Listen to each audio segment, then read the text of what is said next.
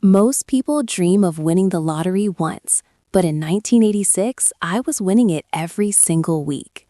I was a capo in the Colombo crime family, and Fortune magazine listed me as number 18 on their power list. My crew was generating over $8 million in cash every 7 days through a brilliant gasoline tax scheme. We were not robbing banks or hijacking trucks because we had discovered a loophole that the government missed.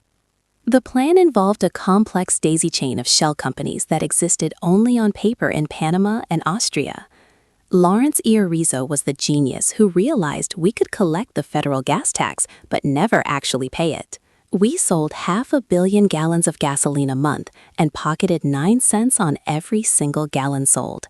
I had a helicopter parked on my lawn and a private jet waiting at the airport to fly me anywhere. My house in Long Island was a sprawling mansion filled with imported marble and gold fixtures in every room. We were making so much cash that we literally ran out of places to hide it in our houses. But the life of a mobster is never truly about the money, because the shadow of death is always near. My father was Sonny Franzese, a legendary underboss who was feared by everyone on the streets of New York.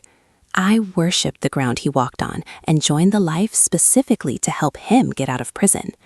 On Halloween night in 1975, I walked into a dimly lit room to take the sacred blood oath. They pricked my trigger finger and burned a picture of a saint in my hand as I swore eternal loyalty.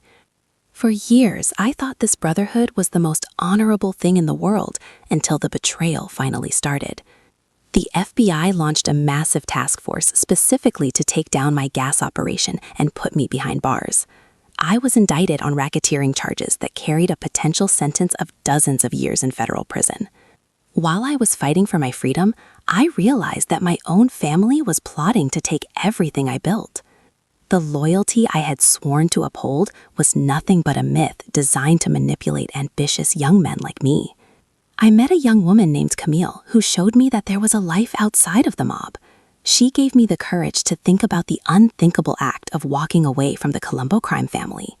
But in the mafia, you do not just hand in your resignation letter and walk out the front door. Word got back to me that my own father had signed off on a contract to have me killed. He chose his loyalty to the street over his loyalty to his own flesh and blood son in prison. That betrayal cut deeper than any knife ever could, and it shattered my entire world into a million pieces. I sat in my cell in solitary confinement, staring at the concrete walls and wondering if I would survive. The government offered me witness protection, but I refused because I did not want to put others in jail. I decided to take a plea deal that would cost me millions of dollars and years of my life. When I walked out of prison, I knew that I had a target painted on my back every single day. I moved my family to the West Coast, and we lived in constant fear of a hit team arriving. I checked under my car for bombs every morning and never sat with my back to a restaurant door. The millions of dollars I made in the gas scam were gone, but I had something much more valuable. I had my freedom, and I had a family that loved me for who I was and not my money. I realized that the glamorous life of the mafia is a lie that destroys everyone who gets involved in it. Today, I travel the world telling young people that crime does not pay and the consequences are always severe. The gas tax scheme was the smartest white-collar crime in history, but it was not worth the price. I look back at the young man in the expensive suit and I feel nothing but pity for his blindness. Real strength is not about how much money you can steal or how many people fear you on the street. Real strength is having the courage to change your life when everyone says it is impossible to do so. My father died at 103 years old, and we never fully repaired the bond we once had.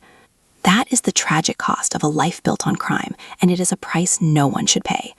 I share my story not to glorify the mafia, but to warn you about the traps of easy money.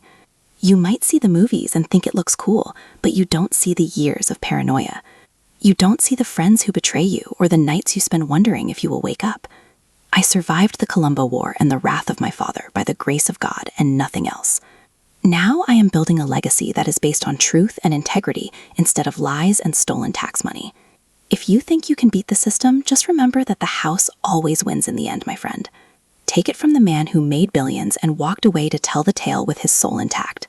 Subscribe to this channel right now if you want to learn how to spot the hustles before they spot you.